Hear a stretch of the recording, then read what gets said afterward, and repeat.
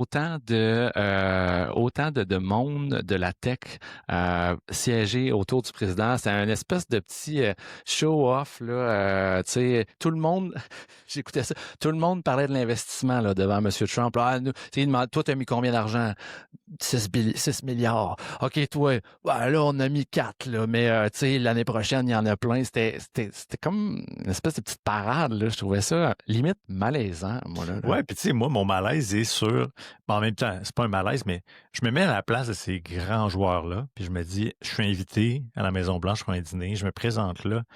Je pense pas que j'ai d'agenda où je vais commencer à dire des choses qui vont aller, disons, à l'envers ou disons, à contresens des politiques ou des idées de Trump. Là. Je peux pas vraiment me permettre ça parce que je le sais qu'il va avoir des retombées négatives pour mon organisation. Puis c'est tous des grosses organisations, c'est des compagnies qui sont à la bourse ou en tout cas ou presque. Dans le cas certains n'y sont pas. Mais Ouais. bref, veut pas, il y a un contrôle qui est exercé, ce qui fait qu'on s'est retrouvé avec un dîner bien plate. Là. On va se le dire. Là.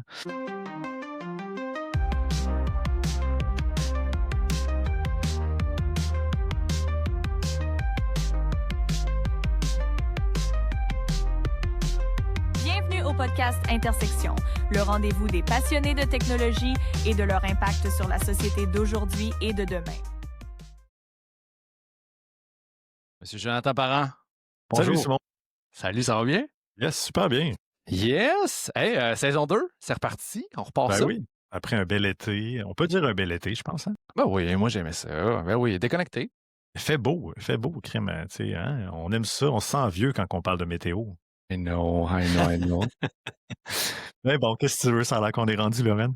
Ça a passé comme un pet, comme on dit. Puis on a pris une petite saison de repos l'été. On a rechargé nos batteries. On repart ça de plus belle pour l'année à venir. On est bien excités. On s'est rencontrés pour jaser un peu avant l'été, après l'été aussi pour repartir le bal. On poursuit sur notre lancée, je te dirais, avec des invités aussi beaucoup cette année. On va miser là-dessus beaucoup. Joe. Ouais, je pense que c'est quelque chose qui est ressorti un peu de notre côté. C'est qu'on a vraiment aimé les épisodes où on a apporté des gens à discuter des sujets précis et tout. Je pense que c'est pas les articles, mais les épisodes qui ont eu le plus de succès aussi. Fait que évidemment, on est à l'écoute de ça. On peut pas aller contre nos métriques. Donc oui, clairement, on va s'assurer d'ajouter là, des gens autour de la table. Yes. Puis, question de starter ça un peu en douceur, mais comme on n'a pas été là de l'été, d'ailleurs, on a certains qui nous le disaient cette semaine. J'ai reçu un beau courriel d'un auditeur qui nous disait, écoute, quand ça repart, là, on est dû pour un épisode d'intersection, alors ça repart maintenant. Yes. Mais on va y aller en douceur avec... on vous propose un espèce de petit top 3 décomposé un peu de ce qu'on a retenu de notre été, parce que ça en est passé des choses quand même bien qu'on avait les deux pieds sur une plage ici et là au Québec ou à Outre-mer. On s'échangeait quelques liens, là, Joe et moi, là, sur l'actualité technologique. Puis il y a plusieurs trucs qui se sont passés dans le courant de l'été, fait qu'on voulait dépeindre ça, peut-être un peu jaser de ce qu'on pense qui va se passer à l'automne ou certains trucs là, qui pourraient s'en venir. Là. Non, absolument. Écoute, c'est dur de débrancher complètement. Moi, en tout cas, je veux dire, même si je voulais, je pense que je serais pas en mesure de le faire. Donc là, dans ce cas-ci, il y a des petites choses que j'ai vues passer. Puis il y a des nouvelles qui sont, des fois, des nouvelles techno qui deviennent un peu des nouvelles un peu plus, disons, mainstream, qui finalement se retrouvent aux nouvelles. Moi, puis celle qui a attiré beaucoup mon attention, elle est un peu plus récente dans l'actualité, c'est le fameux dîner qu'il y a eu à la Maison-Blanche avec les dirigeants techno. Donc, on parle plus d'une vingtaine de poids lourds là, qui se sont retrouvés à table à la Maison-Blanche avec notre bon vieux ami Donald Trump qui nous a donné un peu de sueur, je pense, pendant l'été. Hein? Écoute, salutations à tous les gens qui sont des entrepreneurs, qui ont des organisations qui traitent avec les États-Unis. Écoute, pas persuadé que ces gens-là ont passé une aussi belle été que moi, là. Non, c'est ça. Fidèle à lui-même, d'un rebondissement à l'autre, Trump a toujours des nouvelles pour faire bondir un peu là, de notre côté. Et ce qui m'étonne aussi un peu, justement, ce fameux dîner-là, c'est un peu, quelque part, l'engagement massif, dans le fond, de la présidence de la Maison-Blanche, des Américains, envers le développement technologique. Donc, malgré tout ce qu'on peut dire de Donald Trump, lui, de son œil d'hommes d'affaires, clairement, voit que c'est un secteur sur lequel, inévitablement, il n'y a pas le choix. Il doit investir, il doit développer, même s'il y a certaines de ces décisions, justement, parfois qu'on se dirait, bon, ben, faut être un peu plus rationnel, Donald.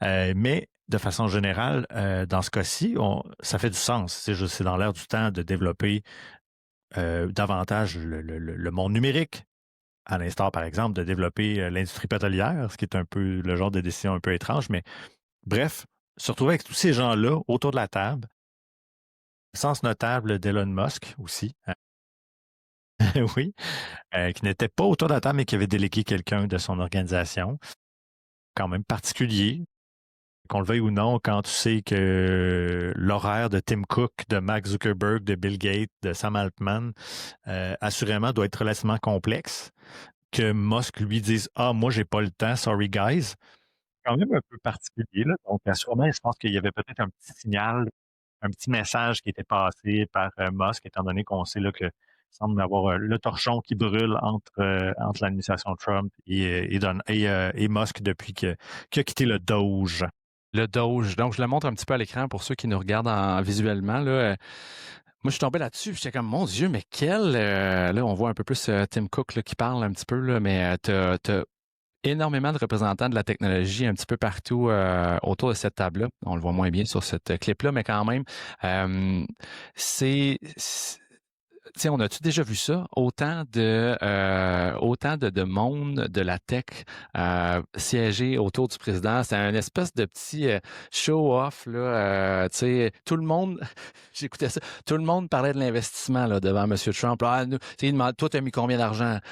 6 milliards. OK, toi, ouais, là, on a mis 4, là, mais tu sais, l'année prochaine, il y en a plein. C'était comme une espèce de petite parade, là. Je trouvais ça limite malaisant, moi, là. Ouais, puis tu sais, moi, mon malaise est sur... Bon, en même temps, c'est pas un malaise, mais je me mets à la place de ces grands joueurs-là, puis je me dis, je suis invité à la Maison-Blanche pour un dîner, je me présente là. Je pense pas que j'ai d'agenda où je vais commencer à dire des choses qui vont aller, disons, à l'envers ou disons, à contresens des politiques ou des idées de Trump, là. Je peux pas vraiment me permettre ça parce que je le sais qu'il va y avoir des retombées négatives pour mon organisation. Puis c'est tous des grosses organisations, c'est des compagnies qui sont à la bourse ou en tout cas ou presque. Dans le cas certaines n'y sont pas. Mais bref, veut pas, il y a un contrôle qui est exercé, ce qui fait qu'on s'est retrouvé avec un dîner bien plate. Là.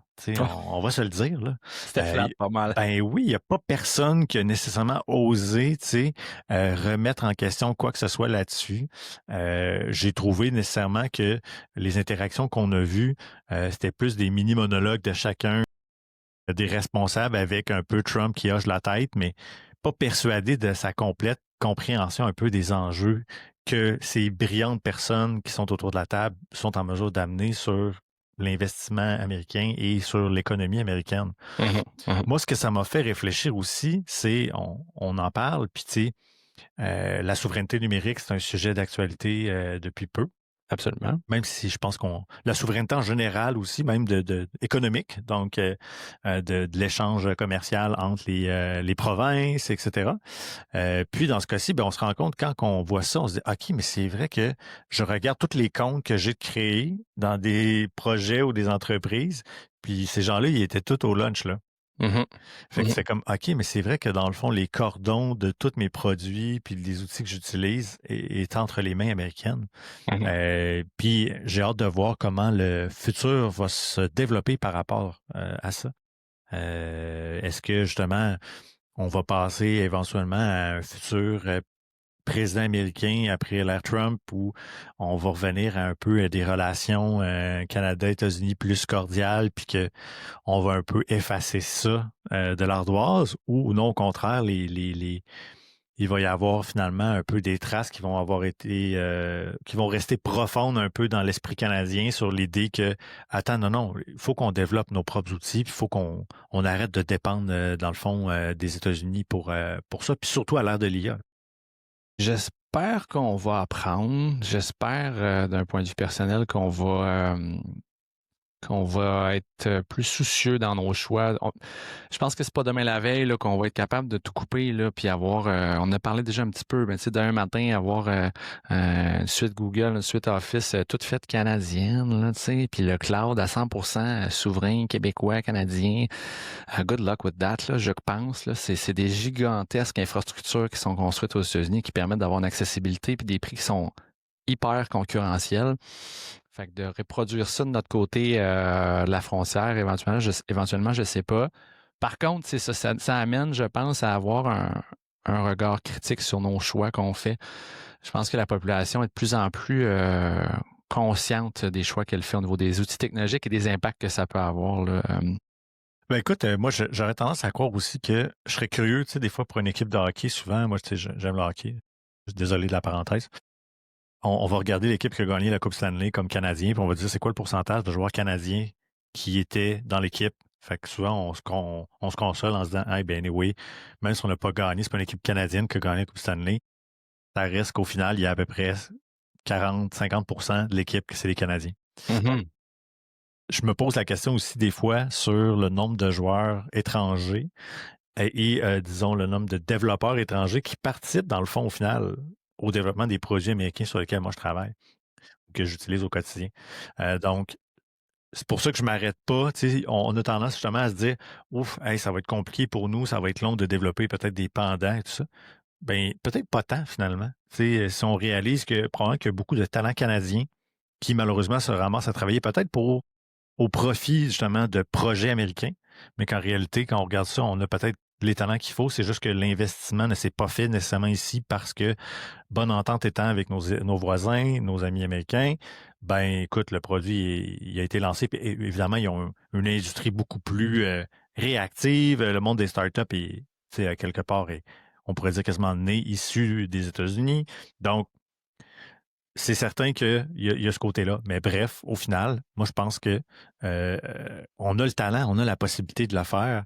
Après ça, c'est sûr que le temps est un enjeu, mais à l'heure de l'IA, je pense que là, maintenant, ce qui est le fun, c'est que on a un peu un shake and bake possible. C'est-à-dire que là, tout redevient soudainement accessible. Là. Tout est possible. Donc, j'espère qu'on va être capable là, de tirer profit de tout ça. Parce que pour une fois, cette idée-là, ce concept-là, et pas juste dans la tête des développeurs, fait partie aussi de l'esprit politique. Donc, les politiciens commencent à s'en conscientiser, puis le citoyen commence à se dire, ouais, c'est vrai que peut-être que ce serait bien qu'on travaille avec des outils chez nous aussi. Fait qu'on a un trio là, qui commence à devenir intéressant peut-être pour que ça se passe. Potentiellement, pendant que tu parles, j'en montrais un qui est bien en liste en ce moment. Je ne sais pas à quel point on en avait déjà parlé un petit peu, mais Cohere, C-O-H-E-R-E, qui est un penchant canadien à tout ce qui se fait chez OpenAI. Donc, c'est vraiment une plateforme d'intelligence artificielle comme on la connaît, qui se veut canadienne, qui se veut développer ici, qui mise beaucoup sur la souveraineté canadienne au niveau de ça. C'est pas mal jasé celle-là. Il y a beaucoup d'entreprises qui réfléchissent à utiliser ce genre d'IA-là à même leur service ici au Québec, au Canada. Fait que ne sait-on pas. Ça se peut qu'on aille vers des choses un petit peu plus canadiennes, en effet. À suivre. Oui, ce qui m'amène peut-être à jaser côté AI. En fait, moi, beaucoup de choses qui m'ont marqué cet été tournent autour de la suite Google, de certains produits Google qui, là d'ailleurs, les amis, là, je pensais à ça hier en préparant le show un peu, là. Je dessine. Je vois se dessiner une bataille un peu seulement à deux là, en ce moment au niveau de l'AI. Il y a Google qui a démontré qu'il partait beaucoup plus loin, qui a rattrapé vraiment, puis qui est même à la limite en train de surpasser les outils de chez OpenAI. Tout ce qui a trait à l'IA génératif. Dans les 3-4 derniers mois, là, Google nous a sorti des affaires champ gauche qui font qui ramènent, là, on dirait, c'est quoi, c'est la tortue et le lapin, là, en tout cas la course, là. Le lièvre et la tortue. Oui, c'est ça. Le lièvre et la tortue. T'étais pas loin. C'est ça. Puis, en fait, dans les choses, moi, qui m'ont fait capoter, il y a Google qui a sorti Google Genie. Genie, donc G-E-N-I-E. Je vous en montre un petit bout live là. Je vais y aller avec ceci qui est comme ceci. Donc, pour ceux qui ne le voient pas nécessairement à l'écran, là, c'est de l'IA génératif, mais on part d'une image. Donc, ce que vous voyez présentement à l'écran, c'est parti d'une seule image et on peut se promener dans l'image et se promener dans un monde virtuel qui est créé à partir d'une seule image en ce moment. Donc, ce serait de dire que je pourrais prendre une photo de mon background ici, de où je suis présentement. En fait, il y a quelqu'un qui me prend en photo présentement, met ça dans Genie, et à partir de là, Genie va anticiper à quoi ressemblent les murs autour, va pouvoir aller se promener par là-bas, va monter en haut de la maison pour finalement redescendre et revenir à des endroits qui demeurent les mêmes. Donc, vous voyez, si ça, c'est le meilleur exemple. Quelqu'un qui peinture un mur, il se tasse, la trace de peinture est encore là, il revient ensuite, la trace de peinture est toujours là. Donc, on parle d'un IA c'est quasiment rendu un peu comme un jeu, à quelque part. Il va anticiper tous les bâtiments. Oui, il invente certaines affaires, mais il y a une cohérence.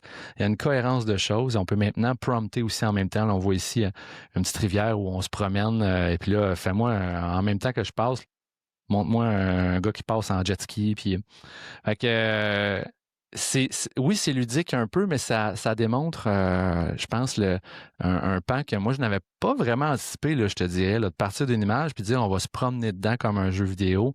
C'est un peu hallucinant, là. Ah, vraiment, c'est super intéressant. Puis, tu sais, j'imagine que les gens qui sont dans le monde du cinéma, tu sais, il y a un potentiel super là, à utiliser ce genre d'outils-là, j'imagine, dans un contexte créatif, puis de voir, mais c'est fascinant. Puis, tu sais, la qualité de l'image qu'on peut voir aussi dans Genie est impressionnante, là. On n'est pas dans quelque chose où on sent énormément que ça fonctionne pas. Tu sais, oui, c'est sûr qu'on voit que tout est très, très propre, très, très liché, mais au final, ça reste que on a le goût d'y croire, là. C'est vraiment, là. Comment... J'allais dire, on se rappelle de Will Smith qui mangeait son spaghetti. C'était archi dégueu il y a 1 an ou 2. Là, on est rendu ailleurs, là, complètement. Non, vraiment, vraiment. Fait que, non, très, très beau produit. Hâte de voir maintenant de quelle façon est-ce que ça va être déployé. Parce que, tu sais, ça aussi, c'est ce qu'on sent là, de Google. Ils ont comme un historique on lance plein d'affaires. Puis, à un moment donné, on va voir ceux qui vont passer la cote, comme on dit.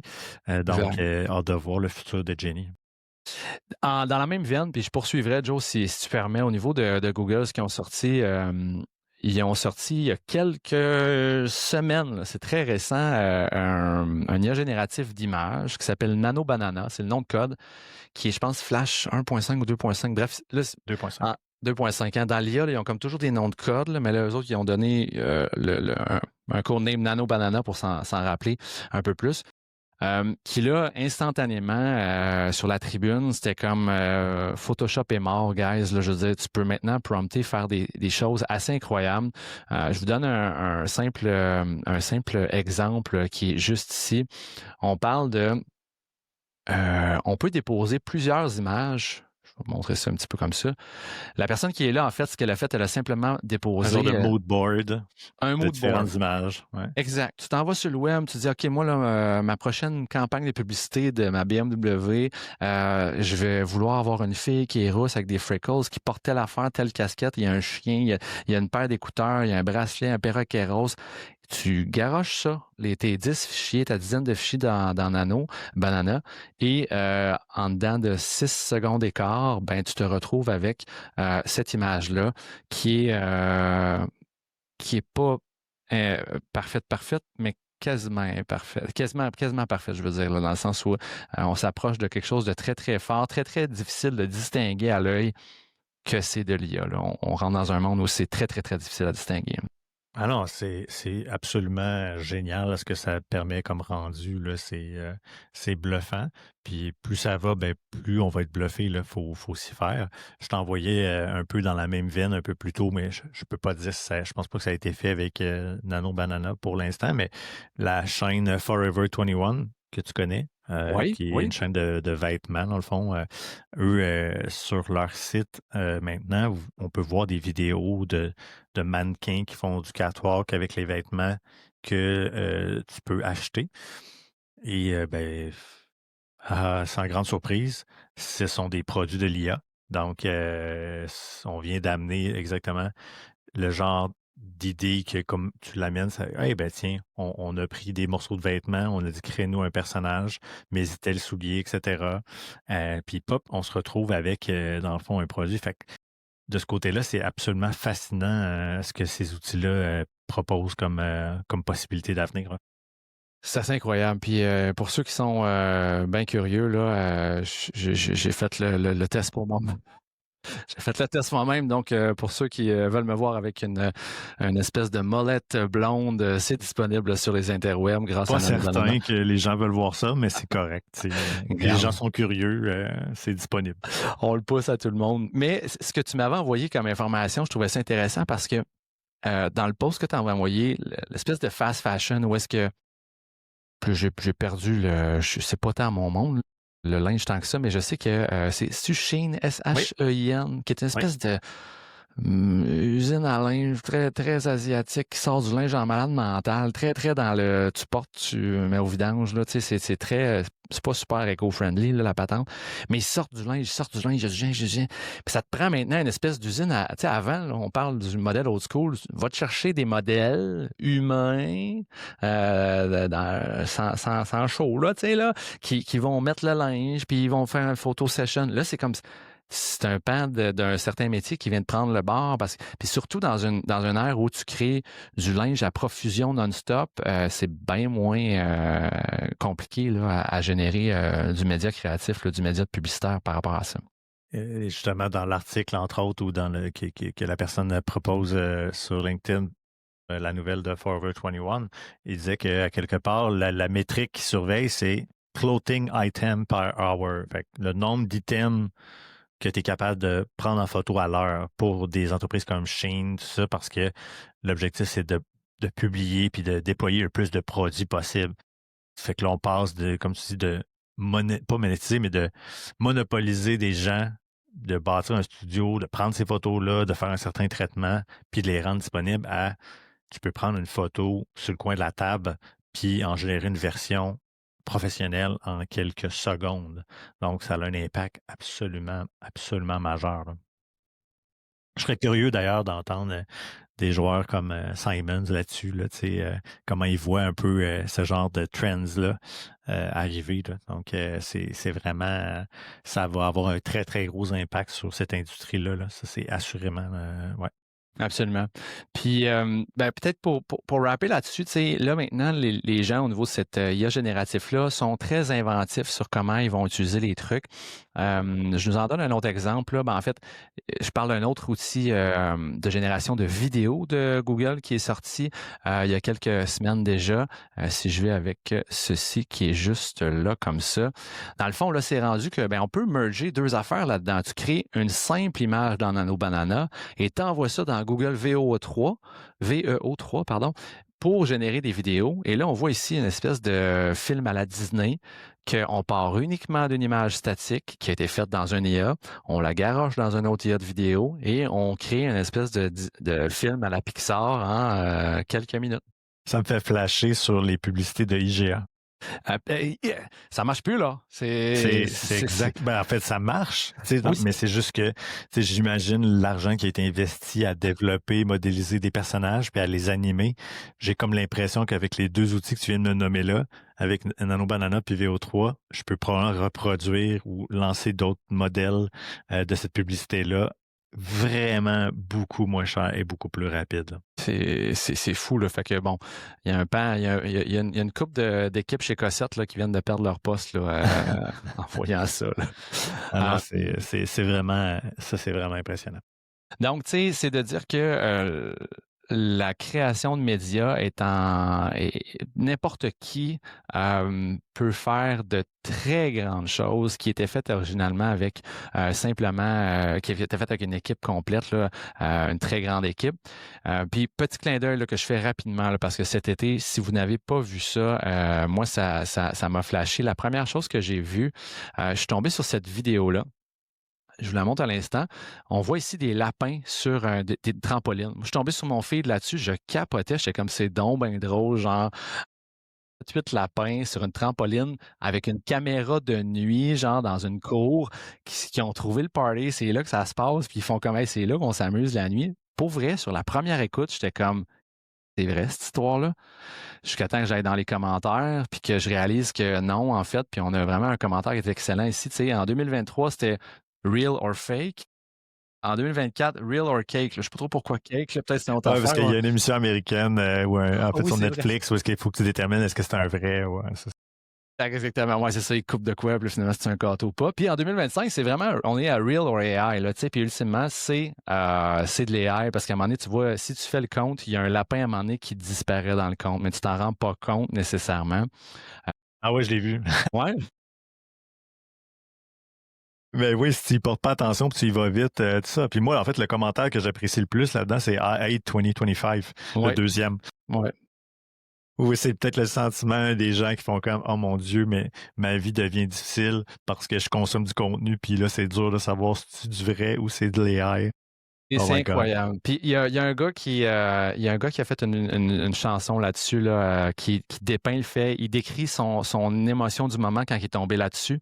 C'est un gars qui faisait une chanson par jour pendant genre toute une année, puis il a tapé des 10 millions de views là, sur sa chanson. Une excellente chanson.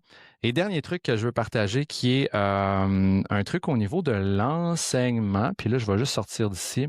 Je vais faire un stop comme ça. Bon, regardez, je ne le montrerai pas, il est un petit peu plus loin.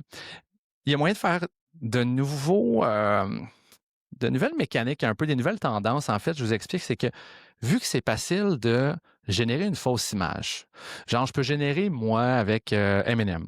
Je peux générer Eminem tout seul. Je peux faire que Eminem, il tient une banane. Je peux faire que Eminem, il est dans ma voiture. Je peux faire qu'Eminem, il marche sur Grande Allée. OK. Si grâce à une photo comme ça d'Eminem, je peux après ça générer une vidéo avec un script complet. Il y a certains, il est rendu qu'il y a certaines chaînes sur YouTube que c'est des deepfakes comme ça, qui sont extrêmement réalistes, d'apprentissage pour les jeunes. Genre suivre une classe de mathématiques de secondaire 3, tel cours, mais c'est Drake qui te fait le cours. C'est Eminem qui te fait le cours. C'est, je sais pas moi, tous les artistes que les plus jeunes que nous écoutent. Là. Fait que, et donc, il y a un trend là-dessus là, qui est très fort où est-ce que l'éducation se fait par des deepfakes. Bon, la promesse serait que les jeunes vont plus écouter puis plus suivre un peu ce que Drake leur dit, plus que la prof. J'en suis pas certain, mais je suis tombé là-dessus, ça m'a fait quand même sourire et réfléchir. Et d'un, c'est sûr que c'est pas super légal de garocher Drake à grandeur qui t'apprend l'algorithmie. Et bon, si ça permet à certains d'apprendre un petit peu mieux, ça m'a fait sourire. C'est intéressant, effectivement. Écoute, mais bon, tu as des enjeux, effectivement, éthiques, légaux et tout, quand même, pour un très majeur de ce côté-là. Là. À la pelleterie, là, vraiment, vraiment. Écoute, moi, tout ça, là, ça m'amène à une grande question, puis je sais pas si tu connais Cory Doctorow. Je vais à part si tu m'avais dit oui, là, je t'aurais trouvé vraiment hot, honnêtement. Aucune idée. Écoute, Cory Doctorow, il a fait un article de blog là, en novembre 2022. Il a inventé le mot enshittification. Oh oui, on en a parlé l'autre fois, oui. Mais moi, ce que je me demande, là, c'est est-ce qu'on est conscient un peu de comment dire, l'intérêt qui va continuer de diminuer majoritairement envers les contenus qu'on trouve en ligne? On le sait, là, on regarde ça aller à l'heure actuellement. Tu regardes ton Instagram, ton feed, tu regardes. Puis là, tu es à te poser la question si c'est du vrai ou c'est de l'AI. Moi, je me demande, est-ce qu'à long terme, il va y avoir un désintérêt pour ce genre de plateforme-là parce qu'on se dit, écoute, je peux plus vraiment en suivre, même sur LinkedIn, tu sais, on en entend parler, puis j'ai pas les métriques fraîches devant moi, mais combien de pourcentage de publications qui sont faites, qui sont générées par AI, même de façon automatique, avec des, etc., etc. Fait que, comment est-ce que la clientèle, on dit que la population en général va réagir à partir du moment où ils sont de plus en plus conscientisés que ce qu'ils voient, en apparence, il y a de très fortes chances que ce soit faux. Moi, je le redis ici, là, mais j'anticipe un Eldorado un jour, une espèce d'île où on va aller se réfugier. Et sur cette île-là, il n'y aura pas de contenu AI and it will be certified. Puis les gens vont payer pour avoir du contenu de qualité, du contenu original de qualité, Il n'y a pas eu d'AI qui est passé par là. Je pense qu'on enchitifie s'il vous plaît, le web. The web is dead, tel qu'on le connaît présentement. Puis là, je rajoute une couche. Là. De plus en plus de gens transigent vers des résultats de recherche avec un moteur à la ChatGPT.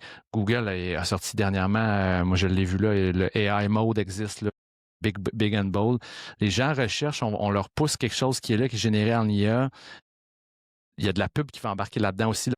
Watch out les chums, dans pas long, la pub va embarquer dans votre feed. Ils vont trouver une manière de te garocher de la pub là-dedans. Bref, je dévie un peu, mais je pense qu'on va payer pour des endroits sains, purs, sans IA, sans trop de pub, puis une espèce de safe zone un peu plus, là, parce que ça devient pas trop bordélique tout ça. Là, le World Wide Web free, ça va disparaître. Là. C'est-à-dire que à quelque part, si j'ai une startup aujourd'hui ou j'ai un projet, je veux dire, moi, j'y vais en mode subscription parce que le modèle, c'est qu'il faut que dans le futur, je garantisse une qualité de contenu ou de matériel qui va être AI free. Donc, c'est comme si à quelque part, là, c'est ça, on regardait dans le rétroviseur et on se disait, ben le bon vieux temps où le contenu était gratuit, puis on le voit déjà dans le monde des médias, par exemple, certaines passerelles ou certains murs payants, etc. Donc, effectivement, je pense que c'est un bon angle. Est-ce que c'est cet angle-là, justement, qui fait que va devenir un peu la fameuse île dont tu parles, que si on veut être certain un peu de ce qu'on consomme, on n'aura pas le choix de payer. Donc, très intéressant, très, très hâte de voir est-ce que ça va s'avérer. Je le sais pas, dans le sens où je le souhaite pas tant d'un certain côté parce que je pense qu'il y a quelque chose de sain dans l'idée de partager des contenus puis du matériel et tout. Mais à l'heure actuelle, je vois pas comment est-ce qu'on va pouvoir se cacher ou comme tu dis, de se prémunir un peu de tous ceux qui pourraient utiliser les AI pour utiliser ces contenus-là, etc. Donc, écoute, si j'avais une boule de cristal, j'aimerais bien savoir là, dans 5 ans où on va être rendu avec ça. Mm-hmm. Peut-être juste une brève parenthèse, je le redis ici aussi, mais je relisais que chaque truc AI qui est généré avec les produits de Google a une signature qui est cachée dans le contenu. Fait que donc on en a parlé un petit peu il y a quelques mois, là, mais ça se solidifie cette mécanique qui met une signature cachée dans le fichier qui démontre que c'est de l'AI. Mêlé à tout ça, on va aussi avoir des mécaniques pour savoir quand c'est de l'AI, puis on risque de prendre une débarque quand on va vous réaliser qu'il y a beaucoup, beaucoup de choses qui sont... On va même plus besoin de devoir se demander, ça va pouvoir nous l'être montré que qu'il y a de l'AI à l'intérieur. Là. À suivre. Écoute, super intéressant, vraiment. Yes. Écoute, sinon, moi, deuxième nouvelle qui a vraiment attiré mon attention, c'est un peu tout le branle-bas de combat qu'il y a autour la possible, en fait, sur votre cachette, on le sait que ça va arriver, production d'un dispositif AI là, qui est un peu ce qu'on voit peut-être chez Apple comme la suite d'un projet comme le iPhone, qui est un produit qui serait lancé, qui serait absolument... nouveau genre, dernier cri, qui relancerait un peu tout le monde du hardware matériel. Comme vous le savez, ou du moins si vous avez écouté nos anciens épisodes, on en a parlé avec I.O., qui a été la startup de Johnny Ive, qui fait maintenant partie de OpenAI. Il y a eu un paquet de lawsuits qui ont eu lieu dans les dernières semaines, les derniers mois. Comme on peut dire, l'expression populaire de shit hit the fan. Dans le sens où, là, les gens qui sont encore dans I.O., il y en a certains qui sont partis. Là, Johnny Ive, I.O., OpenAI sont pas contents parce qu'ils disent qu'ils ont amené avec eux de l'information et ont peur que, exemple, Apple ou Google se mettent à développer un produit plus rapidement basé sur l'information qu'ils ont acquis au moment où ils étaient avec Hive, etc. Donc là, on se retrouve là, dans une tempête parfaite de savoir on a des transfuges qui passent d'OpenAI il y a Meta aussi qui est là-dedans, etc. Donc, on sent là vraiment qu'il y a une course littéralement à qui va lancer, dans le fond, le premier device. Puis moi, ce qui me fascine là-dedans, c'est que je pense que le premier à le lancer, il se gros, là, tu sais. Parce que c'est lui qui va, qui va set the tone, qui va comme...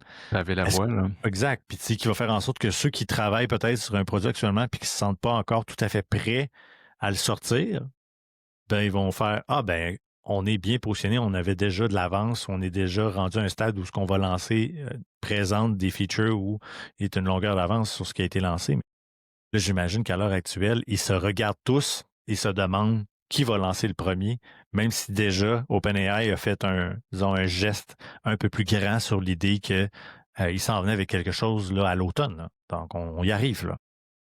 Moi, il y a un mot qui me vient en tête, c'est l'adoption. C'est tellement le genre de device qui vient... qui n'existait pas tant avant, là. Fait que là, juste pour nous rappeler un peu, j'ai montré des images tantôt, mais tu sais, c'est spéculatif. Il y a personne qui sait exactement à quoi ça va ressembler, là. Mais ce que les gens ont en tête, c'est une espèce de pendentif, là, que somehow supporte autour du cou, à quelque part, qui va voir et écouter tout ce que ta vie, tu sais.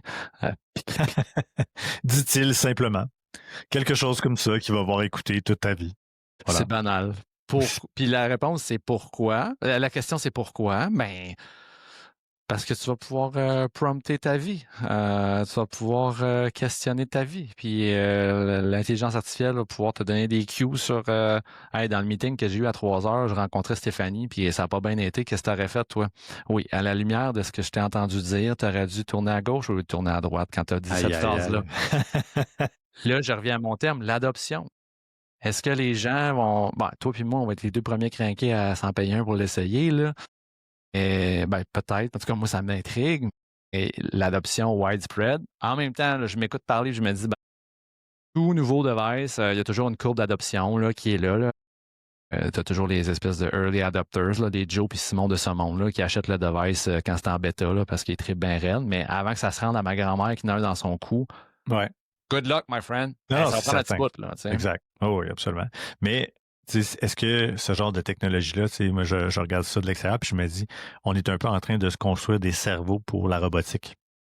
Donc, là, on parle d'un petit device effectivement que tu portes dans le cou, une clip ou whatever, qui va ramasser de l'information sur toi, qui va être en mesure d'écouter pour toi, de voir pour toi, puis de te faire des propositions basées sur ta vie. Ben écoute, mets-y 2 bras, 2 jambes. Ouais. On commence à rentrer dans une ère vraiment fascinante de ce qu'on voyait quand on était tout petit, comme étant quelque chose du futur, comme la robotique. Donc, moi, ça me fascine énormément.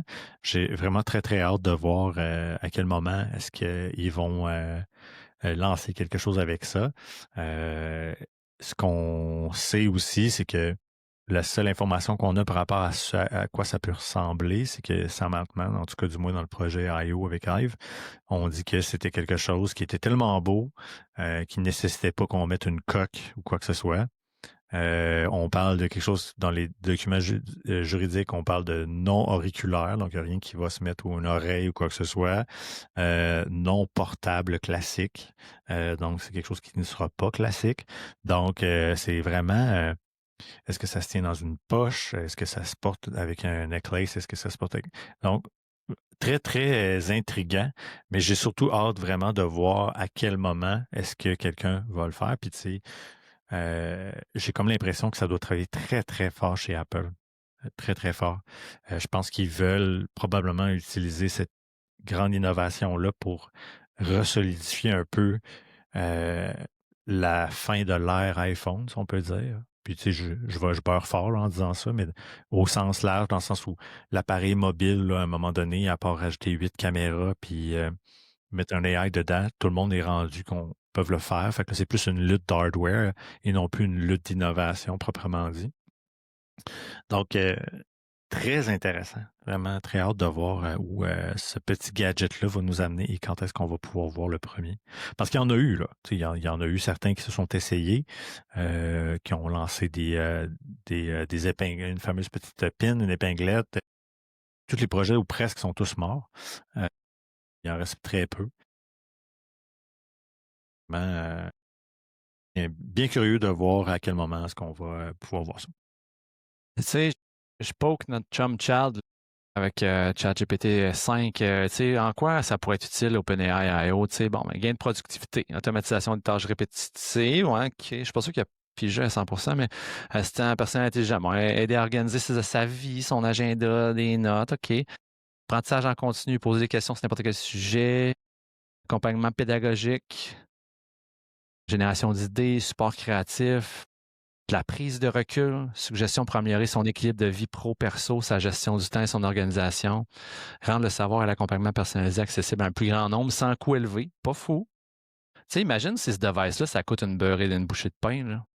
Ouais, moi j'ai plus, je pense, tu vois, j'aime bien ton lapsus. Moi, je pense que ça risque plus de coucher une beurrée qu'une bouchée. Ouais, c'est ça. J'aime ça. Ouais, c'est ça. Ça sera sûrement pas une affaire qui coûte rien. Non, c'est ça. Ouais, vraiment pas. Puis, mais en même temps, quand tu penses à ça, c'est ça.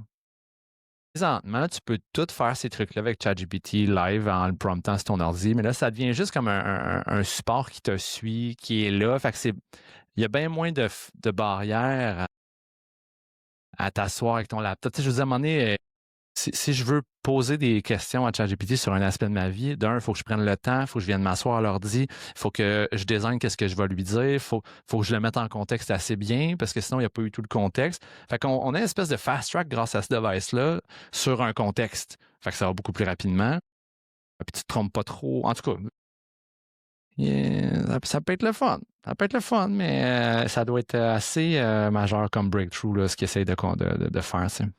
Ouais, ben, et puis tu sais, on le sait, là, il y a la possibilité maintenant d'installer des petits LLM, des petits outils, c'est littéralement sur des appareils qui sont offline, qui sont non connectés. Donc, quelque part, l'enjeu qu'on voit avec ça, c'est la réactivité d'un retour si on a une connexion ou quelque chose à faire. Donc, on pourrait penser qu'on serait capable de traiter de l'information puis des réponses beaucoup plus localement, puis que ces apprentissages-là aussi seraient stockés localement sur l'appareil, etc. Non, écoute, c'est un avenir très fascinant autour de ça. Peut-être légère parenthèse, là, Joe, je t'avais pas informé de ça, là, mais en fin de semaine, j'ai installé sur mon laptop en local Gemma 3N, qui est un LLM de Google qui est faite pour des ordis pas forts. Genre, moi, mon MacBook Air date d'il y a 4 ans et demi et étonnamment, ça roule très bien. Alors, je roule en offline mes affaires, puis je ne dépends pas de personne. C'est sûr que je ne peux pas faire rouler 38 onglets de Chrome en même temps. Là. Je l'utilise quand mon ordi est fraîchement restarté, mais ça fonctionne très bien. Le mode offline devient de plus en plus accessible. C'était ma petite parenthèse du moment. Très cool. Écoute, puis tu m'amènes avec tout ça un peu sur, merci du proxy. Yes. Tu m'amènes dans le fond sur ma troisième nouvelle qui a attiré mon attention, plus à l'échelle locale ici à Québec. On s'en va vers des élections municipales. Et dans le fond, ben, qui dit élection municipale dit tout le temps un peu qu'est-ce qu'on fait pour ressortir dans les médias, comment on se positionne, etc. Et je pense que se positionner par rapport à l'IA est un élément qui peut être intéressant parce que, bon, qu'on le veuille ou non, l'IA, ça polarise. Donc, il y a des gens qui trouvent intéressant de voir qu'il y a du développement, mais de l'autre côté, il y a des gens qui sont, disons, très réfractaires, disons, qui ont peur un peu du développement, puis c'est tout à fait compréhensible. Mais là, ça s'invite, dans le fond, dans la campagne. On a eu le parti de Mme Smith qui ont sorti dans les médias en appelant les partis politiques locaux de faire attention et d'éviter l'usage de l'IA dans le cadre de la campagne. puis même aussi de limiter même l'utilisation des médias sociaux en soutien un peu à quelque part à l'idée d'investir plus dans les médias hyperlocaux, dans les médias locaux, plutôt que d'investir dans le fond chez Meta ou les grandes entreprises. Donc, comment tu vois ça, toi? Je suis pas d'accord, moi. J'aime ça. J'aime cette couverture locale que tu m'apportes. Je suis pas d'accord. Je suis mitigé, je suis nuancé là-dedans. Je suis pas que je suis pas d'accord, là. Demain matin, toi et moi, on a un parti local qui va être je sais pas, le parti numérique de la capitale, mettons, OK? Le PNC. Le PNC. On rêve, Right. OK? Oui. Ben, écoute. Je peux-tu être ton colistier? Vas-y, OK? OK. T'es mon Ça marche. colistier, OK? Nice. Ben, écoute, on va faire tout ce qu'il faut en notre pouvoir avec le peu de moyens qu'on a pour se faire connaître. En tout cas, moi, ça serait mon angle. Puis, crime, si j'ai pas tant de cash, puis je start from the bottom, là, ben, je vais utiliser des outils génératifs qui coûtent une bouchée de pain pour générer du contenu, me faire connaître. Tu sais. En fait, je ferais une espèce de blend d'authenticité, mais je veux dire, quand tu es à faible revenu, tu vas aller chercher des outils pour te propulser un peu plus loin, mais en gardant une certaine authenticité dans le processus. Fait que je serais là, moi, plus que de dire écoutez, guys, j'appelle au calme, là, pas trop de médias sociaux, puis ça serait le fun que personne génère une image sur ChatGPT pour la garrocher sur un panneau de Coroplace sur Grande Allée, là, tu sais. Écoute, moi, ce qui me rend un peu ambigu là-dedans, mettons, c'est de savoir que je te donne l'exemple avec les restaurateurs qui font tout le temps du matériel, vont produire une petite affiche, un menu, quelque chose comme ça.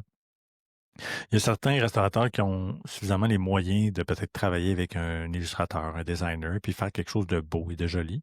Et il y a le petit restaurateur qui vient de naître, qui lui n'a pas les moyens, a tout investi et veut quand même fournir quelque chose avec un certain niveau de qualité. C'est pas un designer, il va utiliser des images comme il trouve à droite et à gauche, à la limite dans Google Images, sans nécessairement se soucier de j'ai-tu le droit?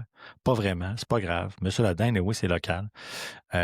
Puis ça donne un résultat ordinaire. Tu sais, tout le monde voit ça, puis on fait comme tout. Hey, ça, c'est clair que ça a été fait à l'interne. Et moi, je le remarque maintenant, puis je le vois de mon œil juste ici localement. On le voit, là, tu sais, il y a des affiches, il y a des choses, il y a des trucs qui apparaissent dans les vitrines de certains commerçants qui sont clairement produits avec l'intelligence artificielle. On le voit juste au niveau de la typographie puis du style. Fait que ma question, c'est est-ce que à quelque part, à quel moment est-ce que le danger est que l'idée d'utiliser ces outils-là pour se faciliter la vie rattrape le moment où techniquement j'aurais peut-être eu souvent les moyens de payer un artiste localement pour le faire? Il y a une relation avec le concept éthique aussi et médiatique, si on peut dire, à savoir que le danger que je vais prendre comme commerce ou comme, dans ce cas-ci, parti politique, c'est que si j'utilise l'IA à un moment où c'est peut-être pas pertinent de le faire, je risque de me faire rentrer dedans. Donc, c'est de trouver où est la ligne, quelque part, entre je l'utilise à l'interne pour faire de la recherche, pour produire de la petite documentation, des trucs qui, en temps normal, j'ai pas eu les moyens nécessairement de me payer un artiste avec qui travailler un produit qui serait, à ma foi, probablement plus beau, plus intéressant.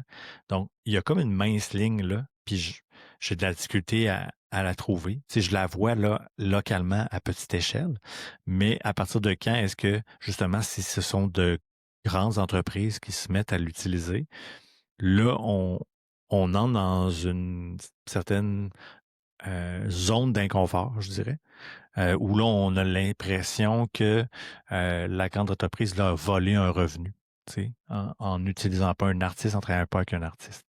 Ouais. Puis là, Ça- où est-ce que je pense que peut-être tout ça peut se rebalancer un jour, c'est l'adaptation que les artistes vont avoir dans leurs tarifs et dans leur productivité sur la possibilité d'utiliser ces outils-là. Parce que quelque part, eux, ils ont le savoir, ils ont la connaissance, ils savent, ils ont des idées. Parce que quelque part, c'est un peu pour ça qu'on les embauche au départ. Ils ont un style, ils ont une approche, ils ont produit des trucs. On sait qu'ils sont créatifs. Donc ça, je pense que ça perdure, ça reste. Mais après ça, l'outil en soi, comme on le donne en exemple, d'avoir quelqu'un qui sait utiliser Photoshop, qui va nous produire un visuel, bien, tout à l'heure, on va avoir des gens qui sont des artistes, qui savent utiliser ces différents outils-là ensemble pour les assembler puis en faire un tout cohérent. J'ai l'impression que d'un point de vue de ce côté-là du discours, si on peut dire, où on a l'impression qu'on vole un peu du travail, le futur est probablement qu'il y a une nouvelle génération, il y a une génération d'artistes qui vont se mettre à utiliser ces outils-là de la même façon que après la photo, les photographes ont vu Photoshop, l'ont vu comme quelque chose qui allait challenger un peu le monde de la photo. Ben finalement, c'est devenu un élément de leur pratique, puis ça leur a permis de changer complètement la donne. Donc, c'est un peu le futur que moi j'y vois. Puis là, ben, de le voir, évidemment, dans la campagne municipale, je trouve ça intéressant que les partis cherchent à se positionner. Puis, écoute, ce sont les seuls, je crois, pour l'instant, qui l'ont fait. Si on va plus à l'échelle provinciale, il y en a qui, malheureusement, ont démontré que d'utiliser l'IA quand on n'y pense pas puis qu'on ne fait pas le travail adéquatement, ça peut se retourner contre soi. Hein? Comme de publier des photos de trafic de Montréal alors qu'on veut illustrer le trafic de Québec. Vous avez sûrement vu ou entendu passer de l'information à ce niveau-là. Puis tu sais, je ne lance pas de roche envers la partie. Je veux dire, ce sont des tentatives d'utilisation d'intelligence artificielle qui ont été maladroites. Une fameuse chanson qui est sortie, qui a été créée avec l'IA, que rapidement les gens s'en sont bien rendus compte. Donc, il va y avoir des situations qui vont amener les partis et les organisations politiques à devoir se positionner et peut-être même se mouiller éventuellement, se dire oui, on a utilisé ça pour les hype, puis ça, c'est correct. Mais par exemple, on continue d'encourager les artistes, mais l'IA fait partie des réalités avec lesquelles, comme citoyen, comme société, on doit faire face. Fait que là, je t'écoute parler, puis je parlais beaucoup. Hein? Non, mais c'est parfait.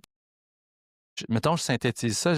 Tu sembles être à la recherche de elle est où la ligne, il est où le bel équilibre, ou est-ce que des fois c'est relevant de l'utiliser, c'est normal de l'utiliser, puis c'est où que c'est putain nécessaire de l'utiliser parce que tu as les gros moyens pour. Je montrais tantôt le Festival d'été de Québec là, qui était, je pense pas qu'on a pu en parler parce qu'on était en vacances, mais c'était en juillet, là, 3 juillet, là, où est-ce qu'on réalise qu'il y a des images du Festival d'été de Québec qui étaient clairement réalisées avec l'IA, un gars qui avait genre, je sais pas, 4 doigts ou 6 doigts, je sais plus trop, une caméra de cellulaire, qu'il n'y a pas de cellulaire qui existe de cette manière-là, il n'y a pas de modèle, tu sais. Ça se décèle directement. Dans ce cas-là, tu sais, ça a fait une onde de choc parce qu'on était du genre, ben là, guys, là, vous avez rien seul de payer des artistes locaux, là. Puis en plus, c'est ça votre affaire, là, les artistes locaux, puis tout ça. Qu'est-ce qui s'est passé ici? On a chéré, puis bon...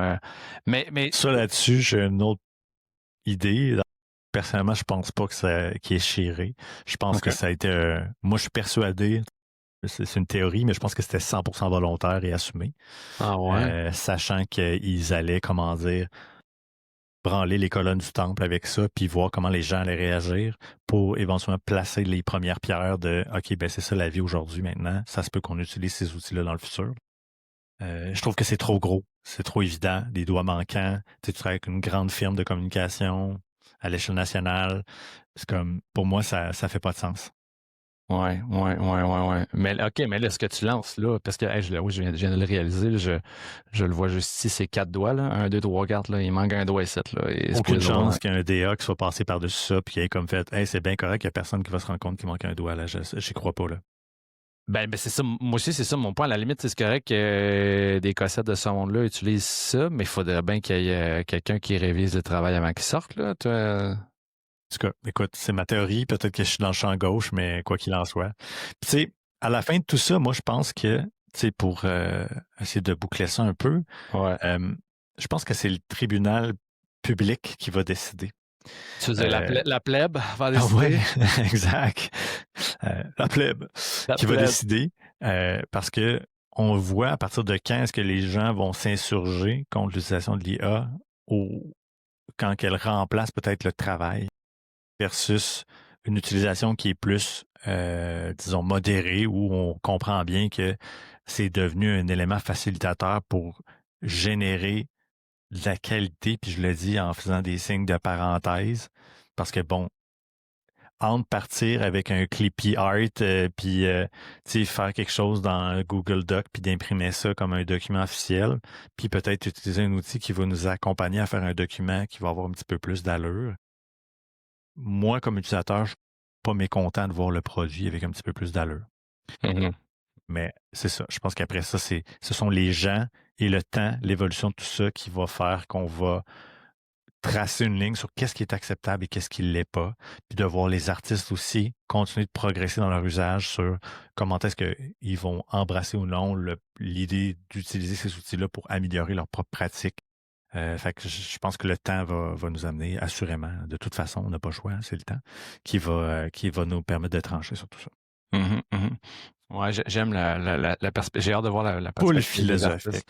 Ouais, that's good. J'ai hâte de voir tu sais, la communauté artistique, à quel point ils vont l'utiliser. Tu l'as dit un peu précédemment, mais ben, on regarde toujours un peu ce qu'on connaît de l'historique des choses, mais tu sais, quand, je sais pas, je pense que tu parlais un peu de ça tantôt, quand l'appareil photo est arrivé, là, je veux dire, ben, là, les gens qui faisaient des peintures, ben, là, t'as un appareil photo qui fera photo, mais là, tu sais, je veux dire, à un moment donné, you get used to it, l'appareil photo ferait maintenant partie de la vie that's it. Puis il y a encore des artistes, là, aussi, qui font des trucs homemade aussi, tu sais, fait que, ouais, j'ose croire que ça va s'équilibrer, là, dans les années qui viennent.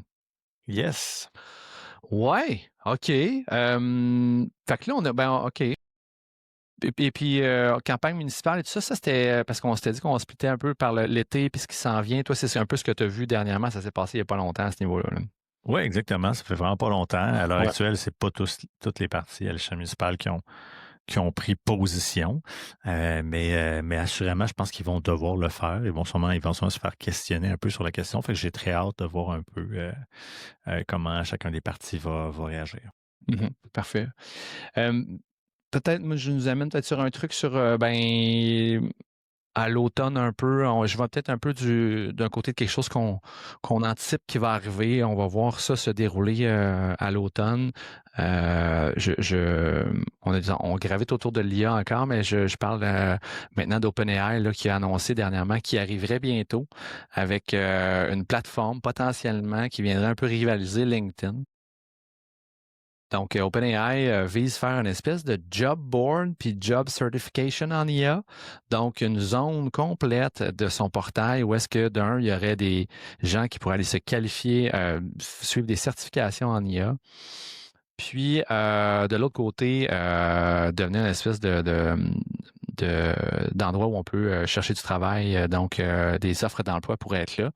Ça m'a un peu pris je m'attendais pas à celle-là là, tant que ça. Là, surtout les headlines qui étaient comme genre OpenAI veut rivaliser LinkedIn, qui d'ailleurs LinkedIn est un peu stuck in time là, un petit peu. Là. C'est pas l'affaire qui est la plus innovante, inventive. Je veux dire, il n'y a pas grand-chose. Autant que si c'est un réseau intéressant, ça se passe sur LinkedIn, oui, mais c'est pas là que ça innove là, comme plateforme vraiment là, en ce moment. Fait que j'ai hâte de voir où ça va mener ce truc-là. Là. En tout cas, ici au Canada, je pense que LinkedIn a profité du blocus médiatique de Meta pour aller chercher un peu une partie de la clientèle là, qui avait le goût de s'exprimer sur les sujets médias, etc. C'est un bon point. Mais sur la portée globale, effectivement, comme tu dis, c'est pas un produit qui est réputé là, pour être d'une grande innovation.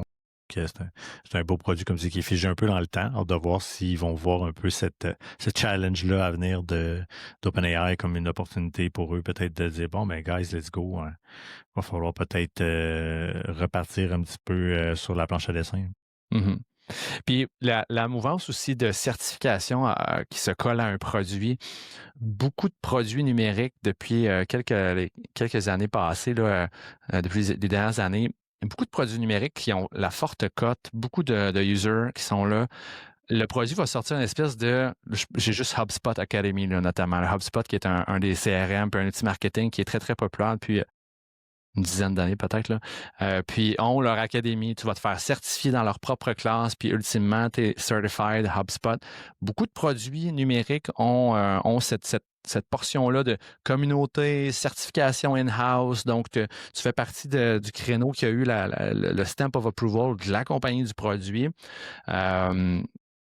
Puis à la limite, c'est drôle, je fais une espèce de parallèle avec la mécanique à quelque part. Je pense que je me rappelle être dans un garage quelconque, puis tu voyais que le mécanicien avait ses certifications qui venaient du manufacturier. Tu vois? Bon, je viens de faire une espèce de crossover de trucs, là, tu sais. Fait que c'est donc pas nouveau, une espèce de certification d'un produit en tant que tel. OpenAI étant je ramène au début de notre podcast où je disais, Là, on voit vraiment une dualité là, où est-ce que là, il y a deux leaders là, qui se battent beaucoup. C'est Google d'un côté, c'est OpenAI de l'autre. Ben, OpenAI veut un peu miser sur cette communauté-là, puis dire on va vous certifier avec nos propres standards, puis on va même vous donner un job board pour que vous puissiez aller chercher de la job. On devient un pourvoyeur d'éducation pour vous.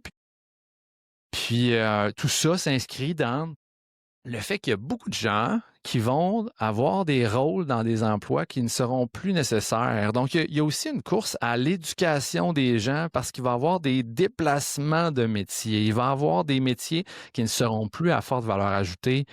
C'est plus vrai que, puis là, désolé, mais c'est plus vrai qu'un assistant ou une assistante à la direction va être encore autant de valeur puis va devoir être payé 80-90 000 à l'ère de l'IA.